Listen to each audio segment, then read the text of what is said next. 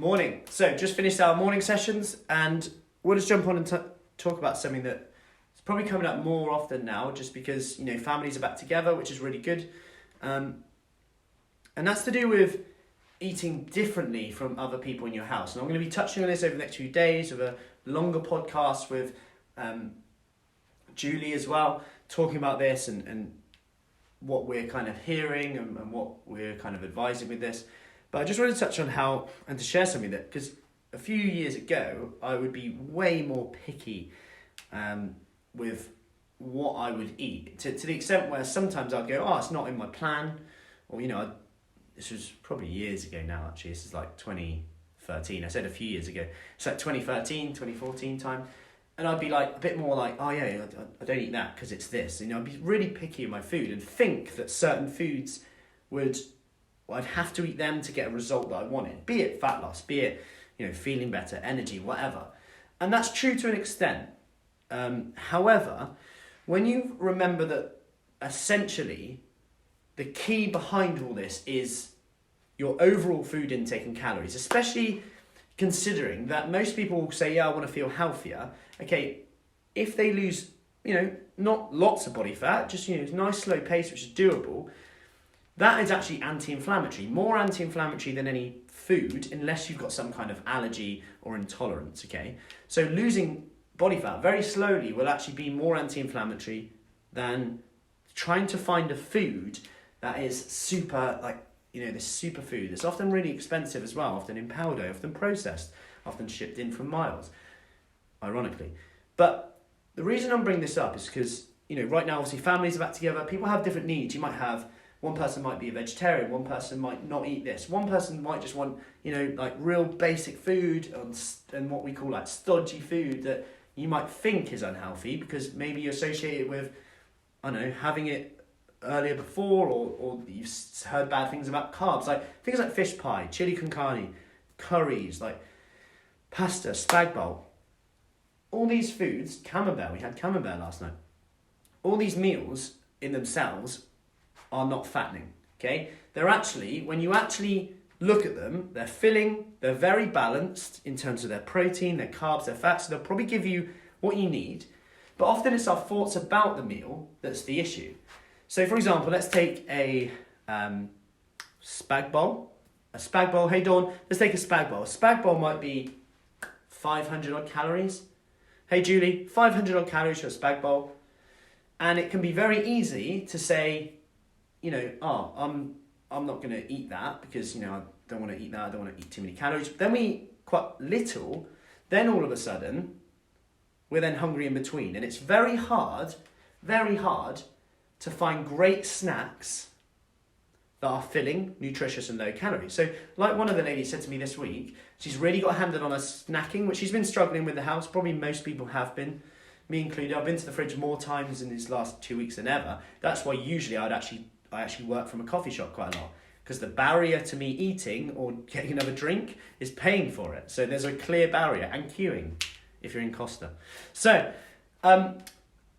the key thing to remember with that is that actually having bigger meals can actually be a key thing. Now, what I'm getting at with this is it kind of comes down to what I value, one, and also my thoughts about certain foods being bad or good. For example, I could say that a fish pie, the potato is really fattening, it's carbs, I've heard bad things. However, if I don't have that, let's say I save 100, 200 calories, then I might be hungry or feel like I deserve to have something an hour later. Then where I'm at, I'm in the fridge looking for picky foods in wrappers, packets. And not always the case, but quite often these foods aren't very filling. You might end up eating more than that 100, 200 calories you'd had from potato. So, just wanted to bring that up. Also, what does this actually mean? Well, for me, when I used to kind of do something like this, it was more to do with valuing the schedule. So, for example, I would have a set amount that I wanted to eat. This was years ago. I'd be quite picky with it, like really picky then. It's like 7 years ago. So I'd go, right, I need to eat that, and that today. And then if we would have like a family meal, I'd be a bit like, I won't eat any of that, I might just have that. And it would almost be like an issue, a big deal out of nothing, until I actually realised that actually, I can adapt to my other areas of my day and actually fit this around my plan. Not only is that healthier socially, but also psychologically as well. Like, people are able to adapt it within their diet. Yes, it might not be as optimal, but let's face it, if you can do 80% now, hey Julie, if you can do 80% of the things right along the way, and even if it slows you down, you want to stick to it for longer and get better results. And if you go 100% all in and do it like 1 day a week, right? So, just wanted to touch on that. But whilst I'm here, what I do want to say is, if I can show you how to do a squat if you're not really sure where to start and if you're doing it right, okay?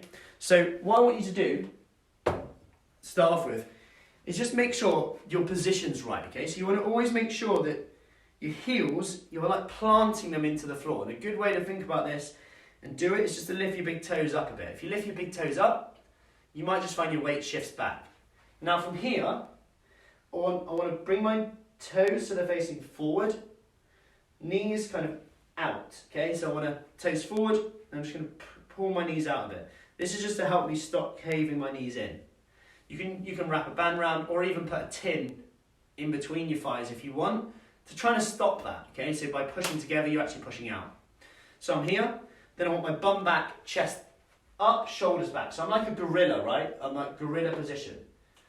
Then you're just going to sink your heels into the floor, bum back, come right down. Now there's a tendency here to feel a bit off balance. And if you can do that, that's great. But it's very good me saying that, but actually a lot of people will have that confidence issue. They'll tilt forward, and you might find that your knees are going forward and you're kind of not really getting it, right? So a good place to start with this is with a chair. And if you can't come all the way down to a chair, that's fine. Just put a cushion on it, stack them up and just touch it. So you've got the confidence now that there's a chair behind you.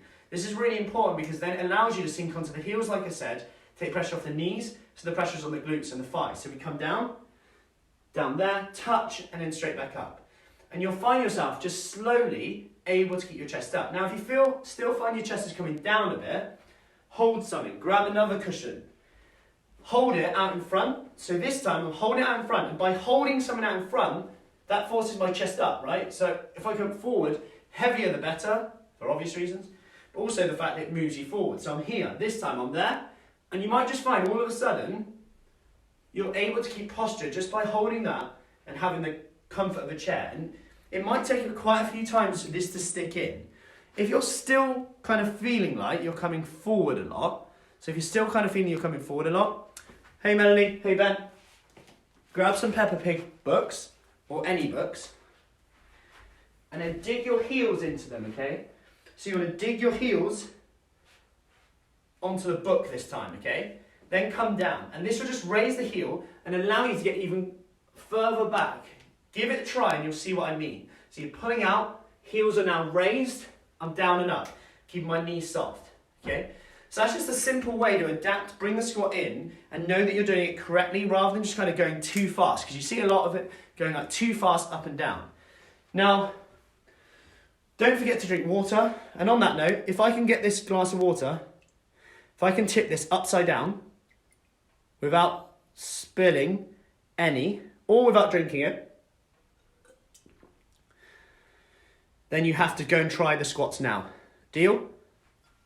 Is that a deal? So if I can tip this glass upside down, hey Caroline, if I can tip this glass upside down without spilling any water or without drinking it all, you have to go and try those squats that we just did. Yes, tag Kev in it. So Kev has to do this, okay? So if I can tip this upside down without spilling any water or just without drinking it and going, look, I did it, you have to try these squats. Deal? Deal, right? Okay, wait for it. 3, 2, 1.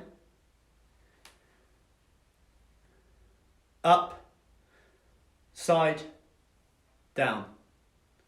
Sorry.